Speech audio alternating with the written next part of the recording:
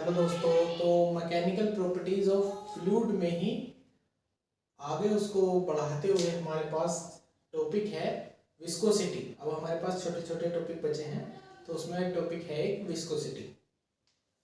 तो विस्कोसिटी को रिप्रेजेंट करते हैं बाय द ईटा। ईटा मतलब एन टाइप और उसकी एक टांग ऐसे लंबी, यह है ईटा। तो विस्कोसिटी मतलब फ्लूइड जो है हमारे पास, फ्लूइड जो है से रिलेटेड है।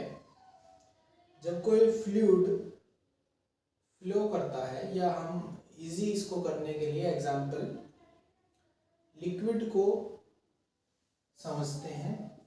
जब कोई लिक्विड फ्लो करता है, फ्लो, तो उसके फ्लो को अपने ध्यान में समझने के लिए उसके फ्लो को समझने के लिए एक तरफ हम अज्यूम करते हैं मिल्क या पानी, मिल्क, और एक तरफ हम अज्यूम करते हैं हनी मतलब शहद। तो कौन जल्दी फ्लो करता है? तो मिल्क जल्दी फ्लो कर जाता है। अगर हमने ऐसा डाला है फर्श पर, तो मिल्क जल्दी फ्लो करता है और हनी लेट फ्लो करता है। इसका मतलब जो जिसकी जो रिलेटिव वेलोसिटी है, मतलब जैसे कि ये हनी है और ये हनी की लेयर्स हैं, लेयर्स हनी की, तो इनके बीच में इनकी रिलेटिव वेलोसिटी कम है। तो जिसकी रिलेटिव वेलोसिटी लेयर्स के बीच, जो ये सब्सटेंस है, जो हनी है ये मटेरियल, और इसकी लेयर है बहुत सारी, और लेयर के बीच में जो रिलेटिव वेलोसिटी है लेयर के बीच में वो बहुत कम है।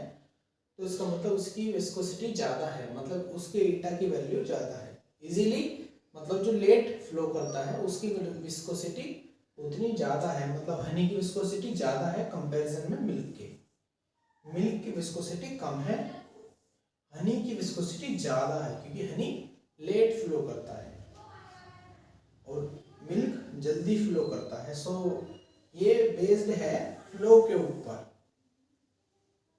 लिक्विड के फ्लो के ऊपर, लिक्विड या फ्लूइड के फ्लो के ऊपर। जो जल्दी फ्लो करता है या जो लेयर बाय लेयर होती हैं उनकी रिलेटिव वेलोसिटी अगर ज़्यादा हो, तो मतलब वो तेज भाग जाएगा, फिर तो मतलब उसकी विस्कोसिटी कम होगी। अगर वो लेट तो बहेगा, मतलब पावर है, मतलब रिलेटिव वेलोसिटी बहुत कम है, लेट लेट बहता है, तो मतलब विस्कोसिटी ज़्यादा है, विस्कोसिटी ज़्यादा है।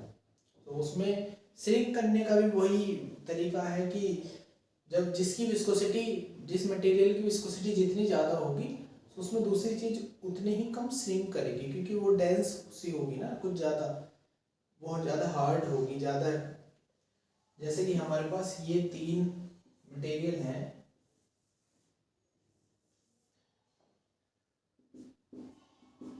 तो एक में वेलोसिटी बहुत ज़्यादा होगी, दूसरी वेलोसिटी उससे थोड़ी कम, तीसरी वेलोसिटी बहुत कम। तो जिस मटेरियल की विस्कोसिटी ज़्यादा होती है, चीज़ें उसमें कम श्रिंक करती हैं। जैसे एक तरफ हमने एक छोटी गोली आयरन की, भारी सी डेंसिटी वाली, एकदम टन देनी सी, उसमें डाली गिलास में, तो ऐसे नीचे श्रिंक करी, और एक तरफ शहद में डाली तो वो धीरे धीरे धीरे गई। तो इसका मतलब शहद की जो विस्कोसिटी है वो बहुत ज़्यादा है, इसलिए।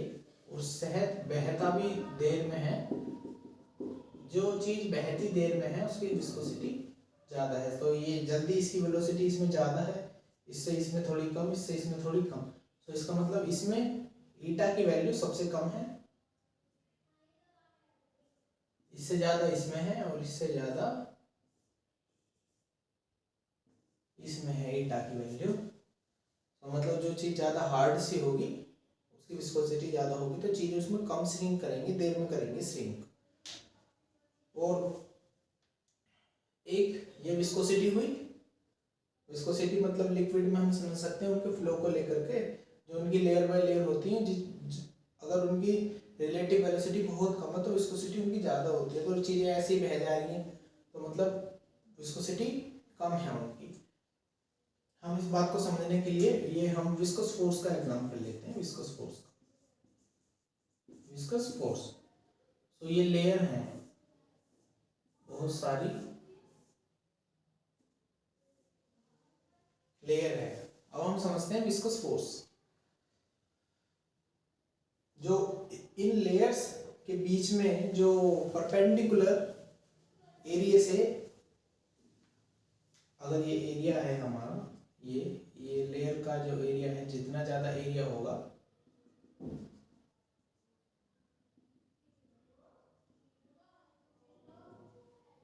उतनी ज्यादा उसकी विस्कस फोर्स होगा। तो इन दो के बीच में ऐसा बिहेव करता है, ऐसा विस्कस फोर्स। विस्कस फोर्स मतलब लाइक फ्रिक्शन। इनको आपस में बहने से, इन लेयर्स को बहने से, फ्लो करने से रोकता है, इनको रजिस्ट करता है इनके फ्लो करने से। सो इसको हम रिप्रेजेंट करते हैं बाय द नोटेशन Fv। और ये इंक्रीज करता है जो सरफेस एरिया है लेयर का, उसके प्रोपोर्शनल होता है। और dv by dy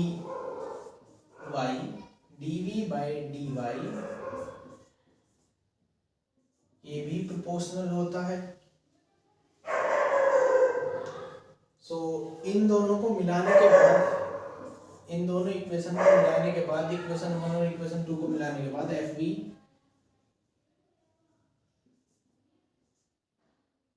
directly proportional A into dv by dy मतलब वेलोसिटी ग्रेडियंट।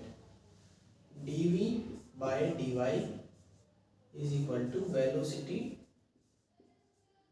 ग्रेडियंट। A मतलब एरिया,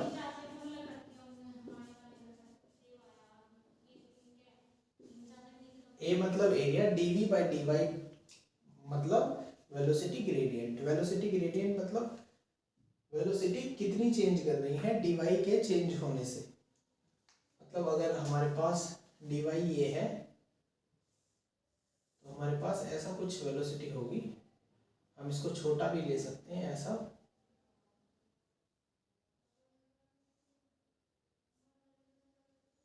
बट अगर ये ना हुई तो हम इसको ही समझ सकते हैं।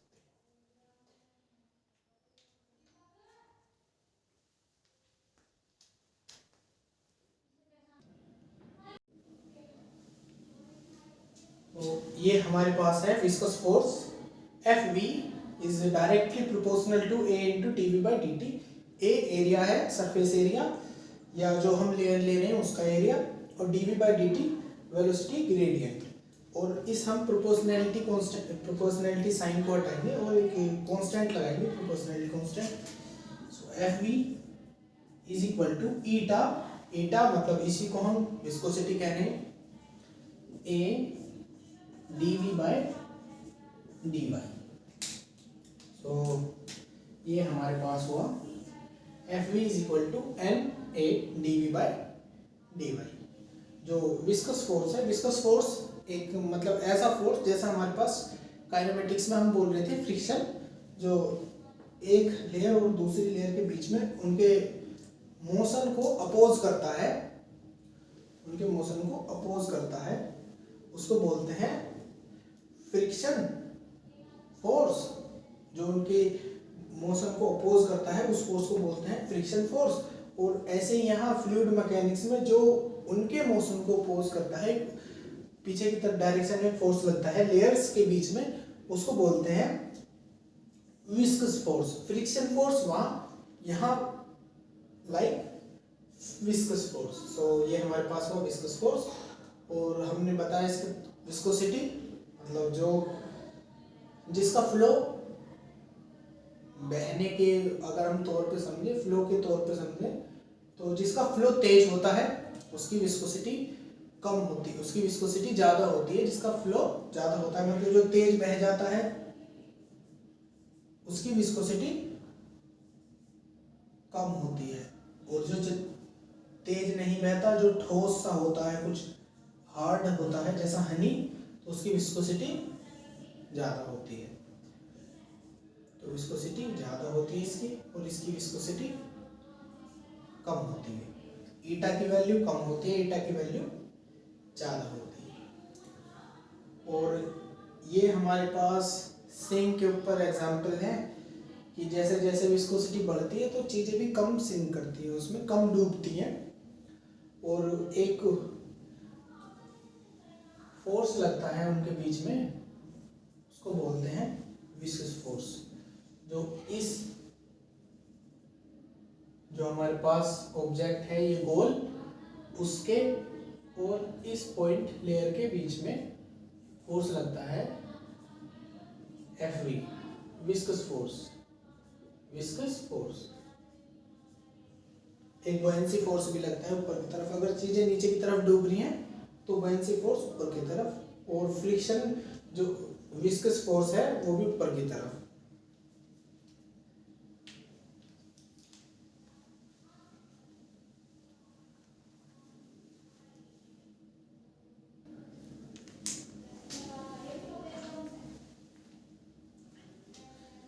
नेक्स्ट पॉइंट है हमारे पास adhesive and cohesive forces. Adhesive forces and cohesive forces.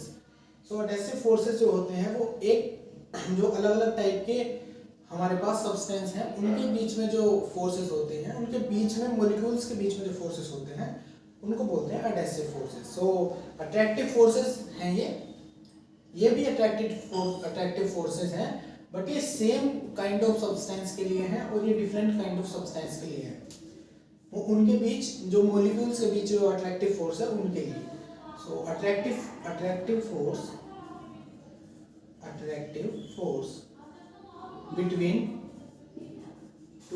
between two or more than between different substance।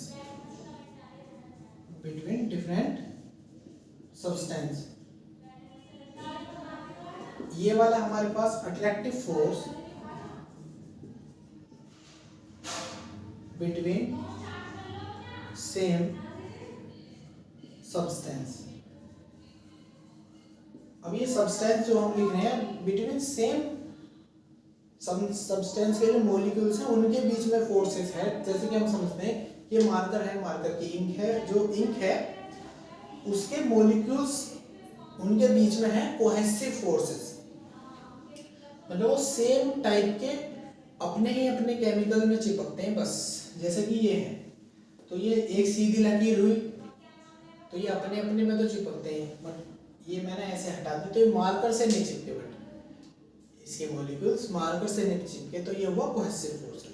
Adhesive forces ये अगर मार्कर पर इंक परमानेंट इंक होती और हम इस पे ऐसे चला देते तो इससे परमानेंट चिपक जाता, छूटता नहीं, तो वो जो इंक है उसके मॉलिक्यूल्स इस पे परफेक्ट चिपक जाते हैं।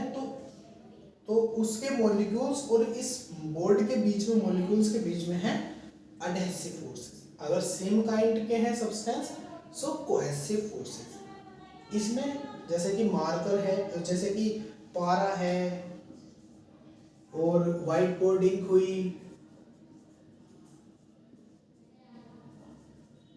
व्हाइट बोर्ड इंक हुई हमारे, सो ये और भी चीजें हैं। ऐसा हो सकता है कि जो और इसमें जो वाटर हुआ हमारा,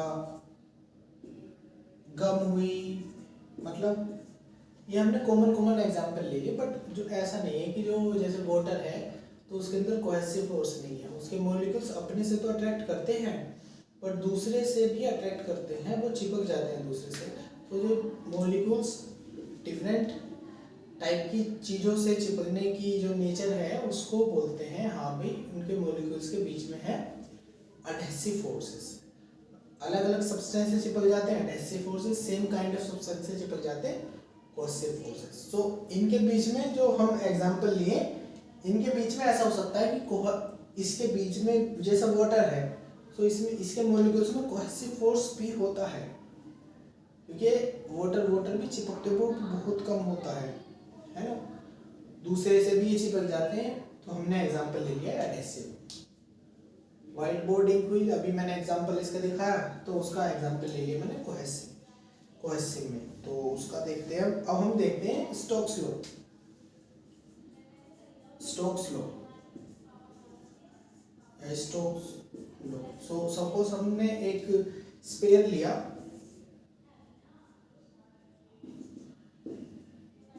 और वो ऐसे हमने इसी लिक्विड में ड्रॉप कर दिया। सो इस पे ऊपर की तरफ एक फोर्स लगेगा, बॉयंसी फोर्स तो लगता है ऊपर की तरफ। सो जो लेयर्स है ना, ये वाली लेयर्स, इसकी जो टच ये सबसे पहले कर रहा है, उसकी और इसकी लेयर्स के बीच में जो एक टच है, जो विस्कस फोर्स है, उसका अमाउंट है इसके लिए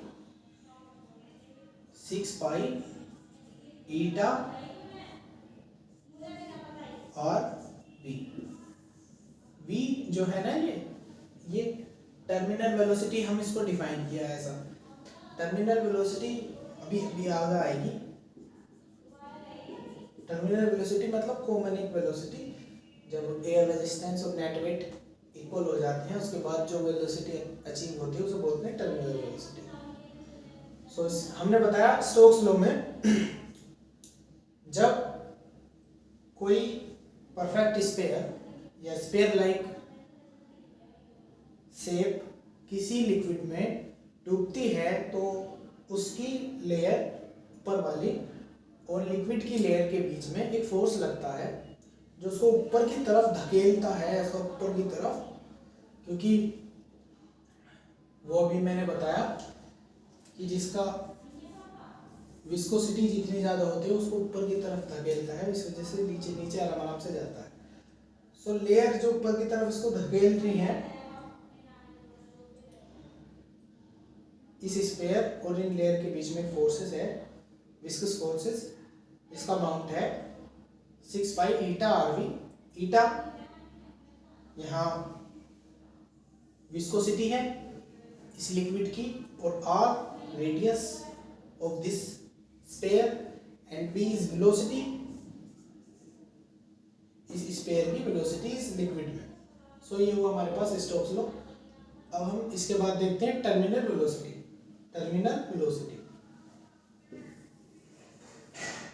सो अब हम देखते हैं टर्मिनल वेलोसिटी।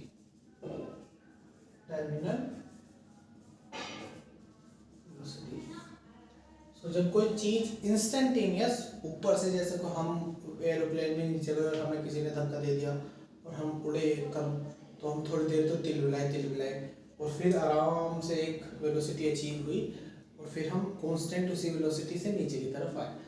सो ये हुई जो कांस्टेंट वेलोसिटी से नीचे की तरफ आए, वो कांस्टेंट वेलोसिटी है टर्मिनल वेलोसिटी। तो सबसे पहले ये कोई बंदा है, बड़ा सा फेंक दिया, इस पे एक फोर्स लगा ऊपर की तरफ, वही विस्कस फोर्स, और इसका नेट वेट नीचे की तरफ। शुरू में तो इसका वेट नीचे रहेगा ज़्यादा, तो इंस्टेंटेनियस तो उतना लग नहीं पाएगा विस्कस फोर्स, तो वो ज़्यादा तेज जाएगा नीचे की तरफ, एक्सेलरेट होता रहेगा ये तब।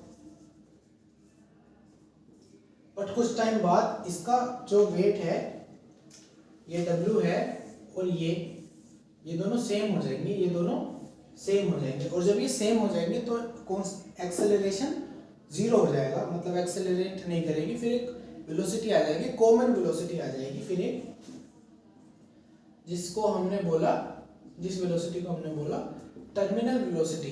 तो जब टर्मिनल वेलोसिटी अचीव होती है तो उससे पहले एक्सेलरेशन और ये दोनों फोर्सेस, मतलब विस्कस फोर्सेस और वेट जब इक्वल हो जाते हैं तो कट जाते हैं, एक्सेलरेशन फिर जीरो हो जाता है। या अगर कोई एफ नेट बाहर से लगाया हुआ हो, एफ नेट जीरो हो जाता है, तब एफ नेट जीरो हो जाता है एक्सटर्नल वाला। तो जो वेलोसिटी अचीव होती है उसको बोलते हैं टर्मिनल वेलोसिटी, कांस्टेंट टाइप की वेलोसिटी है। तो ये हुआ हमारे पास टर्मिनल वेलोसिटी और adhesive and cohesive forces. Terminal velocity कब अचीव होती है? टर्मिनल वेलोसिटी तब अचीव होती है जब विस्कस फोर्सेस वाला वेक्टर और इसका वेट इक्वल हो जाते हैं, तब बाहर से कोई, तब एक्सेलरेट नहीं होता ये ऑब्जेक्ट, एक्सेलरेशन जीरो हो जाता है, एफ नेट मतलब जीरो हो जाता है। तो एक वेलोसिटी कॉमन वेलोसिटी से बंदा नीचे की तरफ गिरता रहता है, या कोई लिक्विड में कोई बॉल नीचे की तरफ कॉमन वेलोसिटी से गिरती रहती है, उस कॉमन वेलोसिटी को कहते हैं टर्मिनल वेलोसिटी।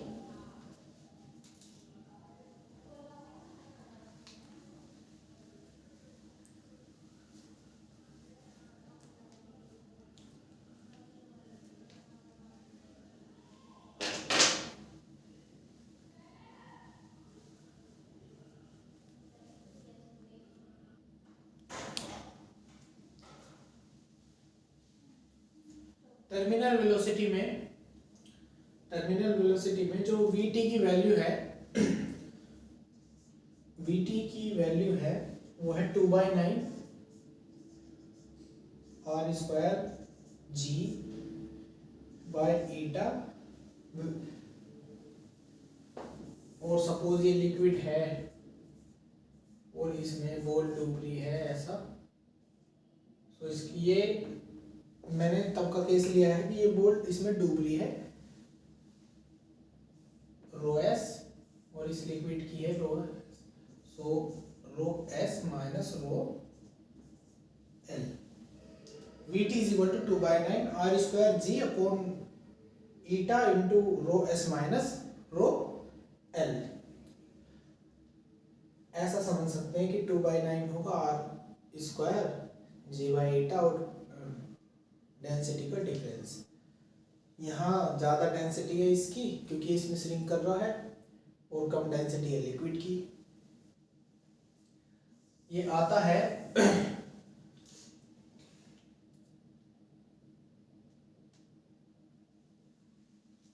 इसके बुयांसी फोर्स,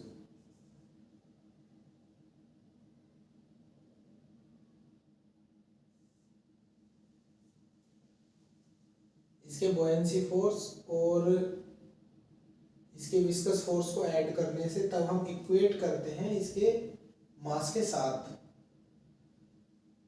तभी हमारा ये फॉर्मूला आता है। और जो हमारे पास पीछे जो फॉर्मूला था, जो फॉर्मूला होता है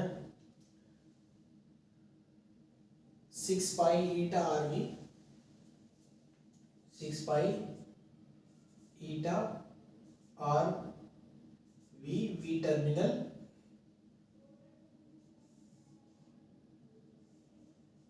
ये जो फोर्स है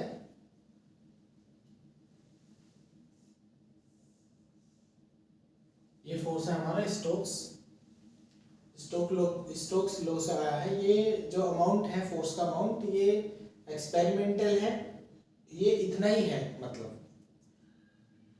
तो अगर ये गोल शेप है हमारे पास, स्पेयर टाइप है, तो हम ये तब के लिए है स्पेयर टाइप, ये हमने स्पेयर ही कंसिडर किया है कि 6 pi eta R V plus और इसका 4/3 pi R square into rho L G 4/3 pi R square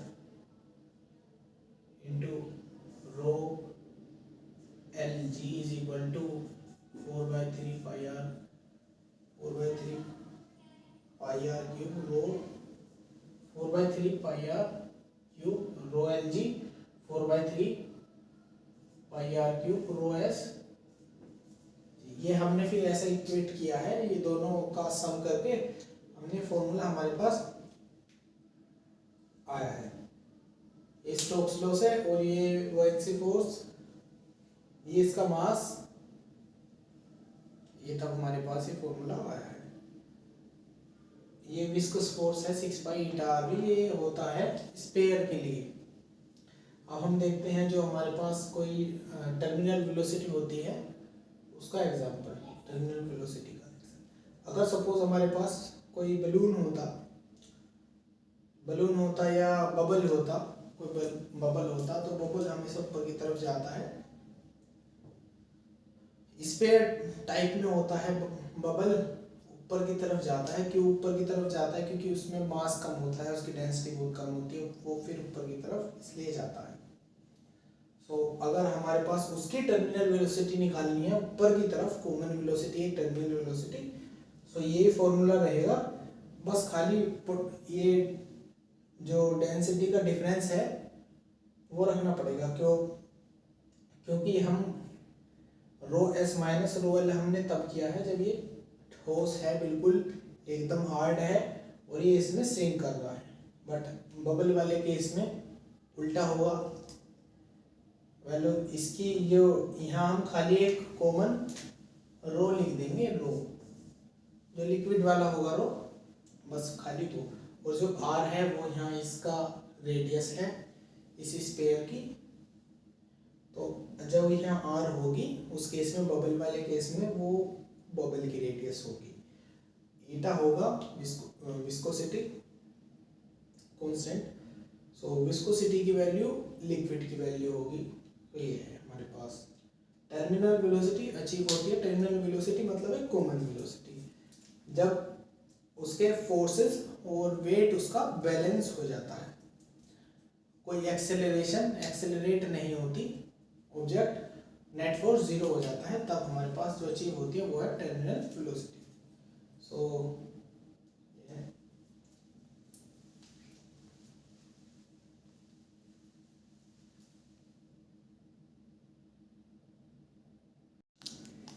so next हमारे पास पॉइंट है, ये दो टॉपिक है, critical velocity and Reynold number और Poiseuille's equation. So critical velocity VC, उसका फॉर्मूला होता है VC is equal to N R into eta upon R rho. N R rho, R और रो मतलब वो भी आर, ऐसे स्टार्टिंग इसको याद कर सकते हैं। ये फॉर्मूला जो बनता है ऐसा समझ सकते हैं कि B directly proportional eta upon R rho. Then हम इस प्रोपोर्शनलिटी साइन को हटाते हैं और इस रेनॉल्ड नंबर को लगाते हैं। रेनॉल्ड नंबर मतलब एक हमने पहले सुना था, इस एक स्ट्रीमलाइन फ्लो और टर्बुलेंस फ्लो। सो जब स्ट्रीमलाइन फ्लो जो है ना, वेलोसिटी बढ़ाते जाते हैं ना, तो फ्लो टर्बुलेंस होने लग जाता है। फ्लो टर्बुलेंस होने लगेगा। जैसे कि ये कोई हमारे पास ट्यूब है और इसकी रेडियस है आर हमारे पास, और पहले इसमें स्ट्रीमलाइन फ्लो था और हमने वेलोसिटी बढ़ाते गए। सो इसमें होने लगा टर्बुलेंस, ऐसा। सो जब टर्बुलेंस होने लगता है धीरे धीरे बढ़ाने लगते हैं turbulence, so number of Reynold number जो है वो बढ़ने लग जाता है, उसकी वैल्यू बढ़ने लग जाती है। सो ये हमारे पास रेनॉल्ड नंबर हुआ। सो टर्बुलेंस होने से रेनॉल्ड नंबर बढ़ता है, इसकी वैल्यू बढ़ती है। सो पॉइजनलीज इक्वेशन में ये फ्लो का फॉर्मूला है Q इज इक्वल टू, जो Q इज इक्वल टू ए भी हम समझ सकते हैं, Q is equal to A1 V1 पहले समझ सकते थे हम, A2 V2। सो ये फ्लो ही तो होता था, वॉल्यूम पर सेकंड है ना। फ्लो या Q is equal to pi R की power 4 upon eta 8 L into difference, pressure difference. हम इसको ऐसा लिख सकते हैं, पाई R की power 4 upon 8 eta L upon 8 eta L अब इंटू प्रेशर डिफरेंस। ये प्रेशर डिफरेंस कैसे है कि सपोज हमारे पास कोई ट्यूब है, ऐसा पाइप है और हमने इसमें लिक्विड ऐसा फ्लो करवाया। सो इसकी जो प्रोफाइल है, वेलोसिटी प्रोफाइल कुछ ऐसी होगी। सपोज हम यहाँ वेलोसिटी प्रोफाइल ड्रॉ करेंगे। सो सरफेस, ये जो इसकी ये वॉल है उसके पास की वेलोसिटी थोड़ी कम होगी, धीरे धीरे बढ़ती चली जाएगी, धीरे घटती चली जाएगी, फिर यहाँ से यहाँ बढ़नी ऐसे स्टार्ट करेगी। ये कुछ ऐसी सी है ना, पैराबोलिक गया है। तो यहाँ प्रेशर, सपोज ये ए पॉइंट है और ये बी पॉइंट है, सो यहाँ प्रेशर ज़्यादा होगा, यहाँ प्रेशर कम होगा, तभी तो P A minus P B है, high pressure to low pressure, P A P B. यहाँ पी बी मतलब ये कम है पी बी, और यहाँ पी ए मतलब प्रेशर एट ए वो ज़्यादा है और प्रेशर एट बी कम है। So pressure at A is more than pressure of B. So ये हमारे पास हुआ critical velocity and Reynold number, Poiseuille's equation इसके बाद। और ये जो फॉर्मूला है हमारे पास जो पॉइजनलीज इक्वेशन में है, मतलब ये वाला pi R upon A theta L into pressure difference, so ये एक्सपेरिमेंटल वैल्यू है, इसके ऊपर क्वेश्चन बहुत कम बनते हैं वैसे तो। एक्सपेरिमेंटल वैल्यू है, एक्सपेरिमेंटल वैल्यू है ये, जैसे वो स्टोक्स लॉ की थी 6 pi eta R V, 6 pi eta R V जैसे वो थी, वैसे ये एक्सपेरिमेंटल वैल्यू ये है फ्लो की, high pressure to low flow, high pressure to low pressure flow होगा, इतने के अमाउंट में होगा तो उसकी वैल्यू होगी इतनी। क्रिटिकल वेलोसिटी ये हमारे पास।